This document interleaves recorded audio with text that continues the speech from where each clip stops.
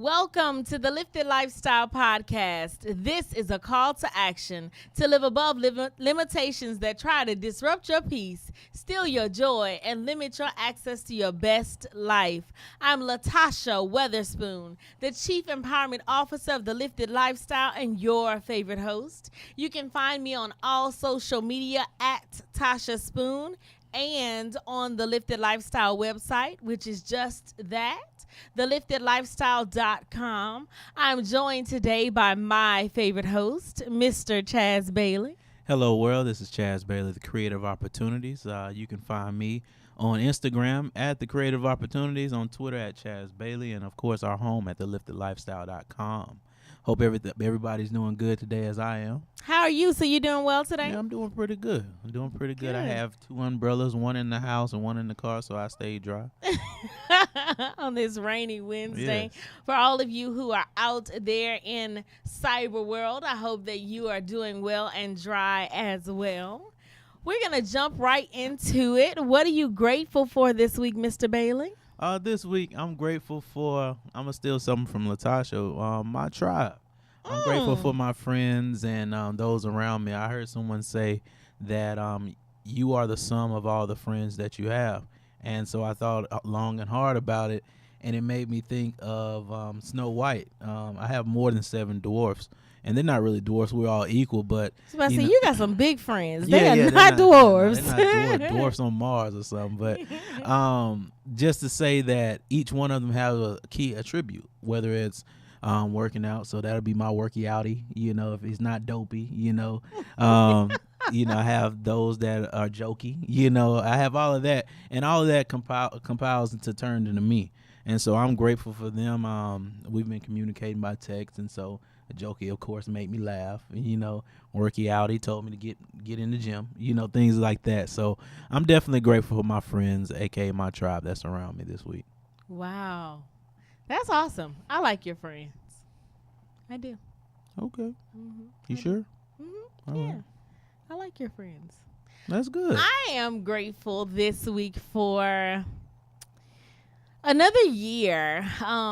We're a little less than 30 days away from my 35th birthday. So I'm concocting my annual birthday project, which will be Donate 35. So I'll tell you a little bit more about that once we get a little closer to my birthday. But I'm really thankful for the year that I've had. I'm really, really grateful. I've learned a lot about myself as a woman, as a business owner, as a friend, as a spouse. Just a lot of learning, a lot of growing and evolving this year. So I'm really, really grateful for that. Well, that's good. Evolution is always good. Yes. So that's good. So we have an interesting show today that comes from your request. For those of you that follow us on Facebook, we always tell you to drop a line and let us know what you want to talk about. And so, Chaz, this week our Facebook family wants to talk about being relationship ready. Yeah, relationship readiness. Getting ready. Relationship readiness. So we're going to jump right into the conversation. All right. People always say, I want a relationship. Well, what are you prepared to do to get a relationship? Yeah. How are you going to know you're ready? Now that's important. That's important. And it goes beyond just the thought of it, because we can always think that I would love to have someone by my side. I would love to have this significant other, boyfriend, girlfriend, etc. But are you ready for it? Because the thought is one thing, the action is another. So I think we have to prepare, as you just said, because preparation is key. You have to prepare yourself to be in a relationship. And on the back end of that, if you're not prepared, it's okay. Because when you are ready to be in that position, that's when you prepare yourself for it. And that's one thing that I think in general, a lot of people may have to realize. Like if you say, well, all my friends are in relationships and all my neighbors and family, they're on me saying that you're not with anybody. Are you ready to be with somebody? You have to answer that for yourself. So if you can answer yes to that, just as if you ask yourself if, okay, I'm going into the school year, I want to make all A's. I'm going into this game, I want to win the game or win the championship, etc. You have to prepare yourself to be in position to hold that trophy, to get that report card. And in the same way in a relationship, you have to prepare to be with someone other than you. And I think that's the key thing that a lot of people don't think about is the preparation stage. You know, I'm going to tell you guys a little bit of a story. In 2013, my friend Jocelyn was like, fast with me. She was preparing to try and conceive. And she's like, well, what are you going to fast for? And I was like, girl, I'm going to fast for a husband. You know, so I set out on that journey. And I remember clearly God being like, you want a husband? Try becoming a wife. Yes. Try working on yourself. And I started to really pay attention to who I was. And I say all the time that I fasted for a husband and I found myself. Yeah. Because I started to realize that there was some work I needed to do within myself to be a better version of myself. A lot of times we have these lists. We know what it is we want from the person that we are dreaming about and hoping for. But you have to be the person that you're hoping to find. Yeah. You have to be a good person in order to attract a good person to your life. So I had to do the work, you know. I had to really deep dive into, you know, who I was at the time. You know, I wasn't really ready at the time. Yeah. I was laser focused on my career. I did not want to pull up at the time from my career or my aspirations in my career. So, you know, I wasn't really willing to give, you know? Yeah, yeah. So you have to be honest with yourself about who you are right now and where you are in your life. Yeah, no, that's true. That's true. And that goes back to understanding where you are and who you are. Because if I understand who I am and when I look to meet a partner and I'm not ready for the particular partner I wrote on my list, then we have to do some soul searching. We have to do some self-care within to find out, okay, what does it take to get me ready to be in position to obtain this woman or this man? That is key. I believe that wholeheartedly, and I believe that with anything because we can easily apply that to everything outside of people. Like I use the example when we speak about school. If I want to make an A on a test, I make sure I study. I make sure I go home and read and do the extracurricular activities that involve me making an A. If I'm on a basketball court, I'm going to practice every day because I want to win the game. I'm scouting, etc.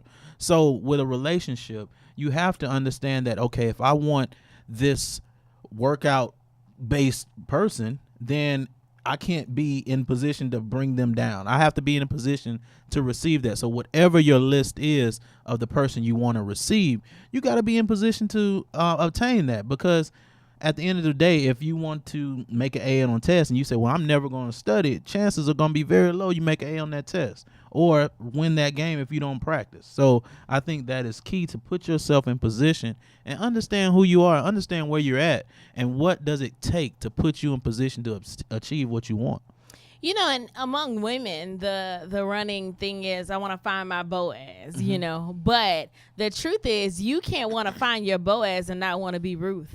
Ruth was very obedient to what she was told to be doing in that phase in her life. She's working just like she was told to be doing. You know, she was preparing herself and she was putting herself in a position to be found by the kind of person that she wanted to find. But more than that, you know, we all want happiness at the end of the day. You know, a lot of times we're looking out externally for happiness. So my challenge to any man or woman who is watching this, if you want happiness, define and create the happiness you want for yourself and within yourself first.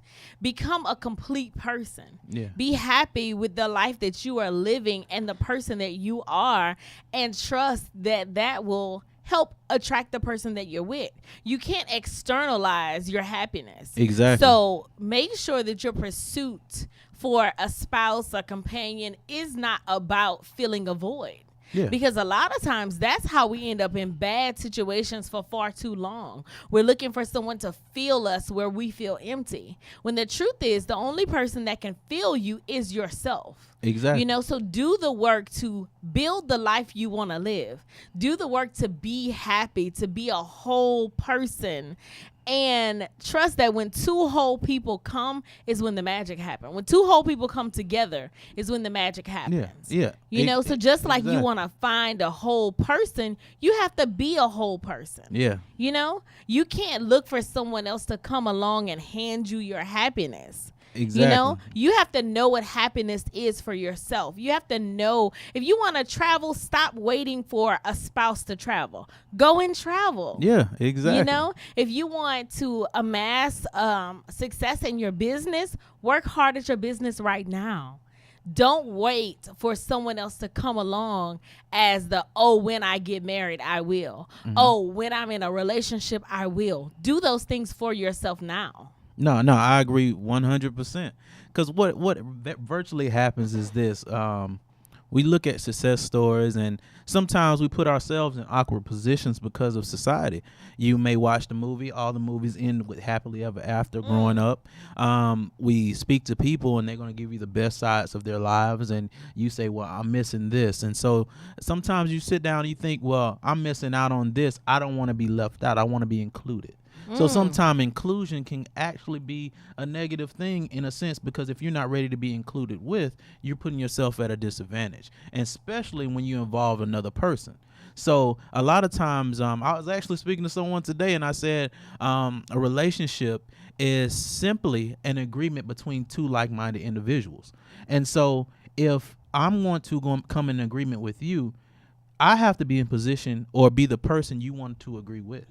And so you have to realize that. So when you walk into a scenery or the dating scene or what have you, when you meet that person, that's when you feel each other out. Like, what are your interests? What are this? What is that? What do you do? Things of that nature. And if that adds up, that moves on to the next phase. But you have to justify your hiring process. You know, if your application is saying, I want this, don't hire that. You know, it's simple as that. Now that's good. Let's stop there for a moment. When he said your application has to justify your hiring process, meaning if you want a successful partner, if you want someone who has wealth, you got to fix your credit. Yeah, that's true. Let's talk about it. If you want someone who is going to be a family person, then you have to put yourself in a position to meet that kind of person. If you want someone who is not looking for the club, then why are you at the club looking for a partner? Yeah, that's true. You know, you have to go where the person you want to be is at, and you have to be the person you want to attract. You know, a lot of times we have these ideals of the person that we want, but we're not willing to become that. You know, exactly. Women always say, well, I'm not going to generalize. A lot of women I've come into contact with, I've heard say in the past, I don't want a man who's always out, who's always doing X, Y, and Z, but you at every happy hour. Yeah, exactly. I mean, vice versa, you know, and vice versa, because you know, I hear guys say the same thing. You know, I don't want a woman who always out in the club, but we said that you in ain't the missed club. the day party in 2018. I'm just saying, like, you have to be real about where are you going to meet this person. Exactly. And another thing is you have to also be real with yourself about the work you need to do within yourself. You got to hold that mirror up, and you got to say, you know what? I really need to work on this. I am stubborn. You know? God called me to the carpet and was like, oh, you want a husband? Oh, a husband? Let me show you something. You are selfish. You are stubborn. And you're not really big on that compromise thing. Yeah. And I was like, true. Okay. That's true. Sometimes we get those wake-up calls. We get those wake-up calls. You had to come to the carpet. You have to. And I think sometimes it's hard because thinking about it like this, back to like the success stories we hear or see, and you know, in the social media age, we see the greatest things of people. And so it's kind of like, can you meet your spouse for forever in the club? Yes, you can meet your spouse in the moon. You know, it doesn't matter. But it's just like someone that built wealth and someone that won the lottery. Because sometimes you can hit a home run by just closing your eyes and swinging, but chances are going to be very low. So that doesn't mean you can't succeed in doing it in certain places, but you have to put yourself in position always to win. And if you understand that internally you have some things to work out. You have to ask yourself one question: would I date me? Come would on. I date me? Like, I saw someone else ask like, this that's same big. question today. Would I date No, me? and that's big, because you can look in the mirror and say, yeah, I look good, but when you get a little older, that it ain't about the scenery. It's about who you are at your core, especially right? if you say I'm not going out no more, that means I'm not showing you off. So I mean, I'm in the house, I'm getting deep down in Come your on. secrets. So Come on, Mr. now we Bailey. got some issues. So I think it goes beyond the trophy. Like, some people say I have my trophy husband, trophy wife, but what does it take to win a trophy? It takes practice, it takes dedication, Preparation. it takes Come on. preparation. So in order to hold up that trophy, you have to work, you have to win. And in order to win, you have to put yourself in position to be a winner. And not only that, but I think that, we live in a very superficial world, right? Yeah, we do. So we're all doing the work to fix our external selves. We're going on a cleanse. We're going on a fast. We're hitting up the gym, trying to get that summer body together. How about trying to get your heart right? Yeah. How about trying to get your core values right? How about knowing what it is that you want for yourself? Yeah. How about knowing who you are? What are your core values? What is non-negotiable for you? Yeah. What about starting there? Yeah, what do you want? What do you want? Because it goes beyond saying that I want a wife. Okay, that's general. Or I want a husband. That's general. But what do you want that person to be? What defines wife? What defines husband for you? What defines boyfriend? What defines girlfriend? What defines that? What do you want? So do I want somebody I can have fun with? Or do I want somebody I can build buildings or build a life or have children? What do you want? And then you have to break that thing down a little further. You say, okay, I can marry them, so now I have this spouse. Now we have children. Now you have to fill in that gaps. What fundamental values that we both share that we can build this life together and come as one? And I think that's key, because we can build a shell, but inside that makes the people, makes the children, makes the house a home, is the attributes, the characteristics that keep your life going and going. And that separates the stories from when you hear people saying that we've been together 75 years and we've been together too.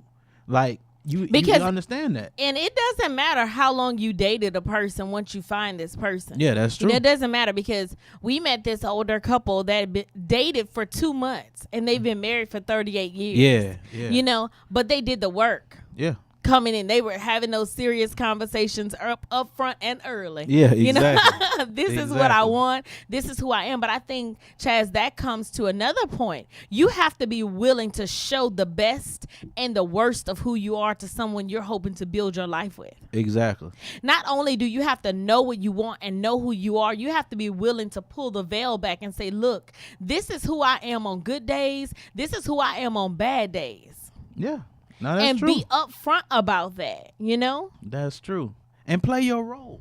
Because once you come together, then if I understand this is your strength and I understand this is your weakness, I'm not going to always put you in a position where your weakness is always up front. Come on. That's where the balance comes in at, the yin and the yang. Yeah. We have to understand the balance part. So it is important to show, as we try to hide a lot of times, our flaws.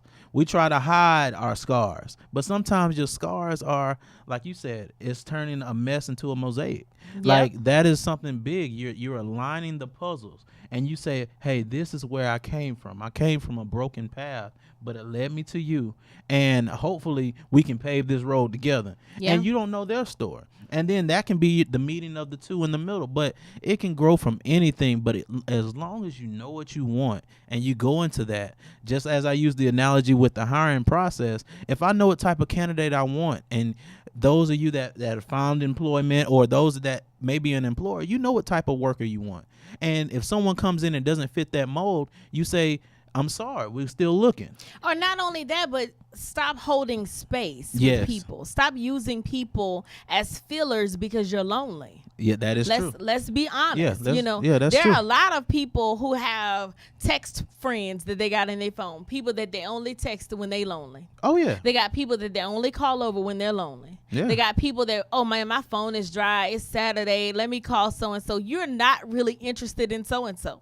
Let's be honest. No, it's a filler. And it's a filler. Yeah.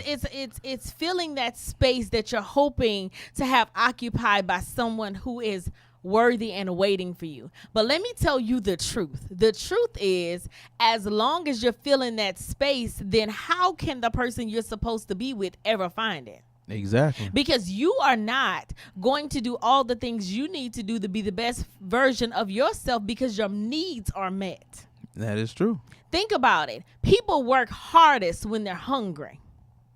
So if you're hungry for a relationship, stop filling the space with empty byproducts and junk. Yeah.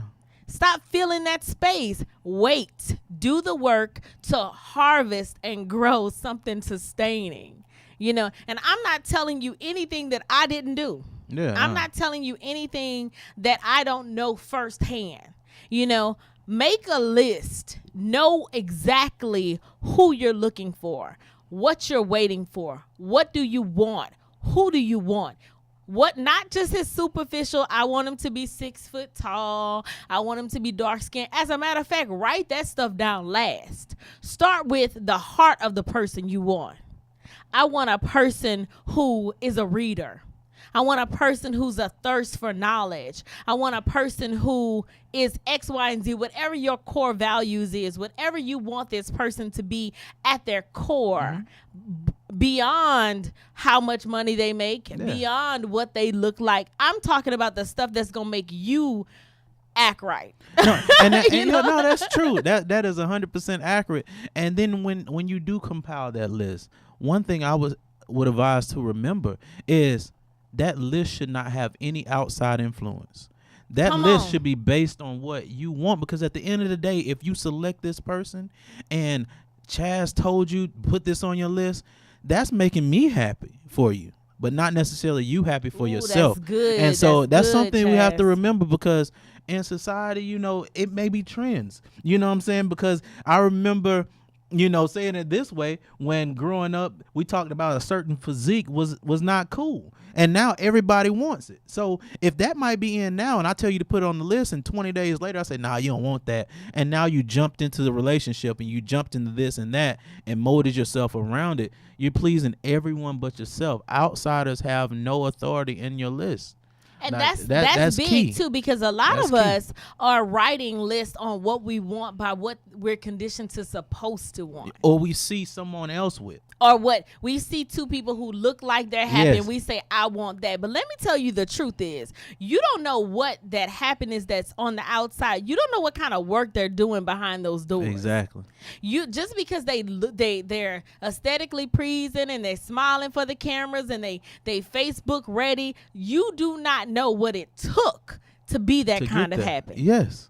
You know what I To mean? get there. So instead of subscribing and wanting what someone else has defined as the right person or as this is a good person, how about making your list heart and core first? Exactly.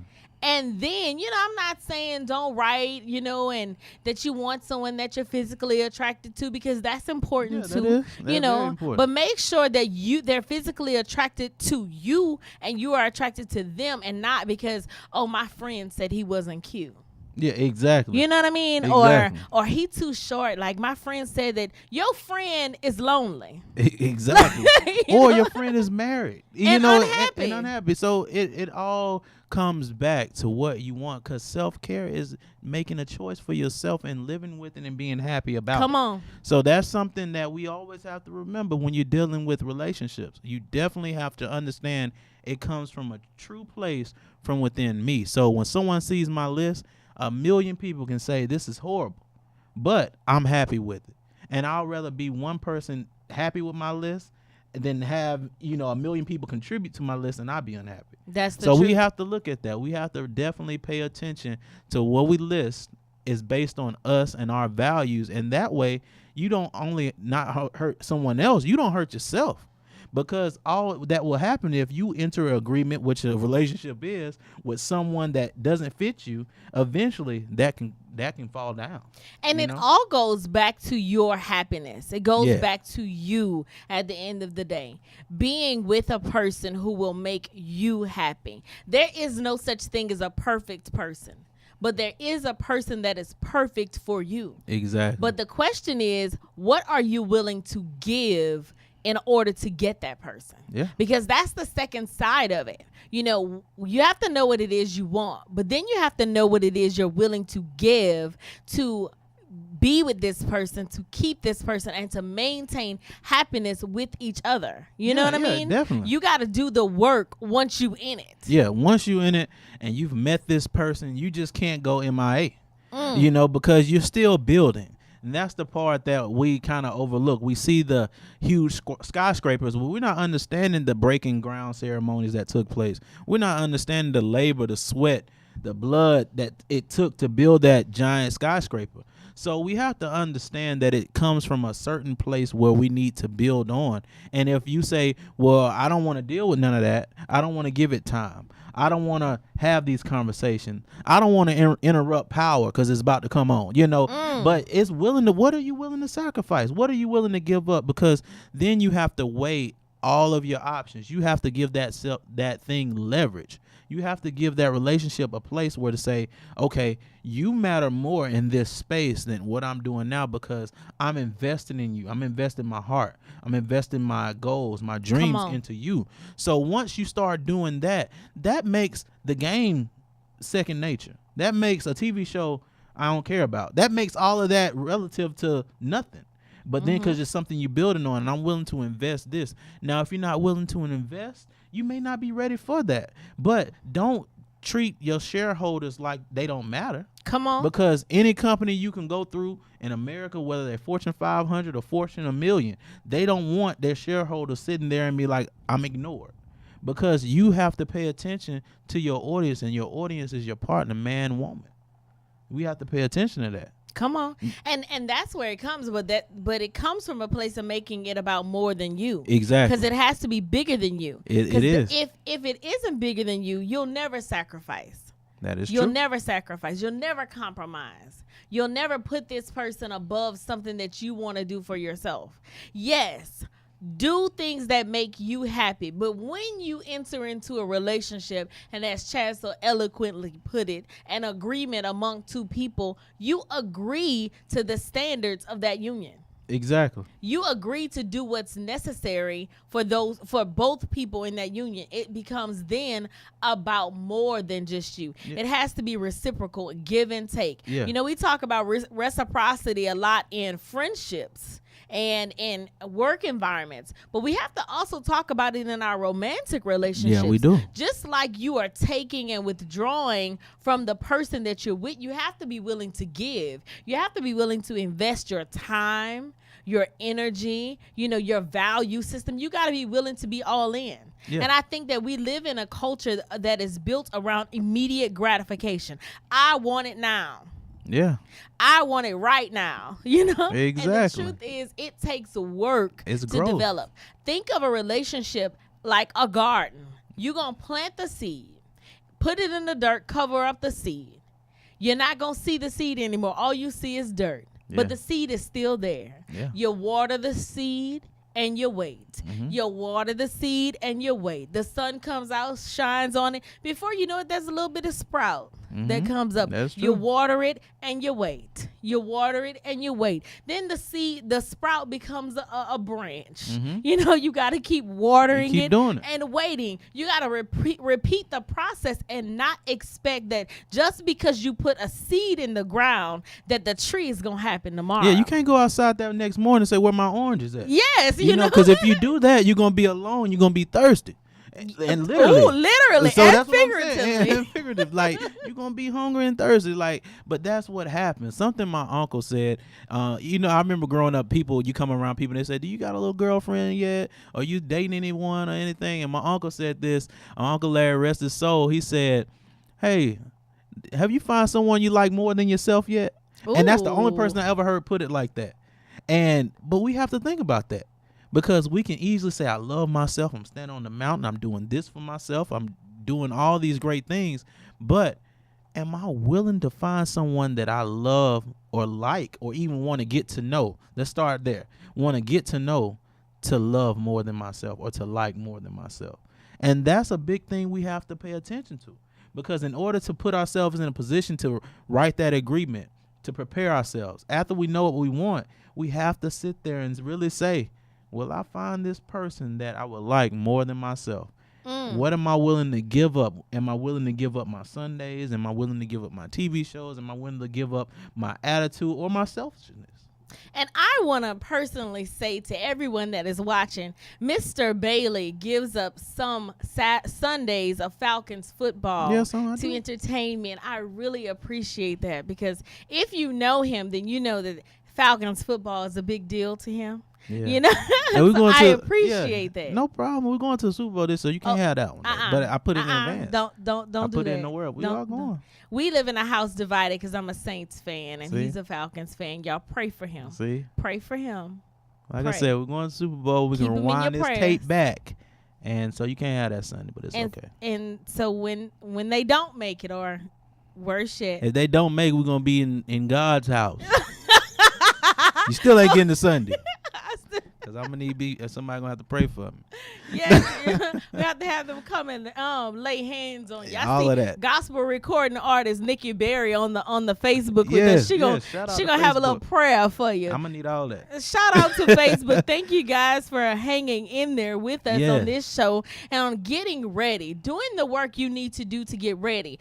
I want you all to come back and join us next week as we talk about what it takes to keep and sustain a relationship. Yeah. For all of those people who are watching that are married, dated, engaged, involved, or otherwise, all those things, come back next week, because we're going to get to the meat of what it takes to stay in that relationship that you're praying for. Because that's another thing. We're all wishing and waiting, but once you in that thing, there's some things that you got to do if you plan to stay in it happily. Exactly. I'm not talking about settling and coexisting. I'm talking about real happiness. That's what you gotta do. Or should I say joy in your relationship? Because happiness is contingent and conditional, but to have joy among two people, we're going to talk about that next week. So make sure you tune in after you do this work. After you do this work. Because this work gets you to that point. So it's a 2-part program. So you go through and find what you want. You prepare yourself and you know what you're willing to give up. Now you got it. Now what you do. Because sometimes if, like we say, we hold up the trophy, that's the end of that season. You got a new season about to start. And Chaz and I are only telling you the things that we know to be true. If you know something else that works, email us at Latasha at theliftedlifestyle.com, Facebook Messenger us, DM us on Instagram. Let us know what has worked for you. Yes, please. Too, and what hasn't worked for you. Yeah, that's key. What hasn't? Yeah. Because a lot of times we can still learn from, not necessarily saying it's a mistake, but basically shortcuts or dead ends that you may have There's a lesson in everything. Yeah, exactly. So if you say, well, this was a stop sign for me, it'll say, okay, well, I don't go on that street. I make this right turn. And so that helps. So definitely whatever you can pour into us, we're going to pour into our lives as well as pour into Facebook and everywhere else the Lifted Lifestyle is. So it's a global thing. It's a global thing, creating everything, creating a better world through each other. So we definitely have to do that. And I have an announcement to make. Okay.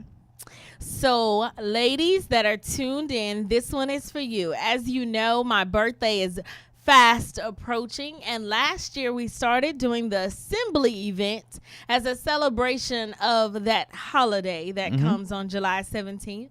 This year is no exception. So this year we will be having the assembly event on August the 18th.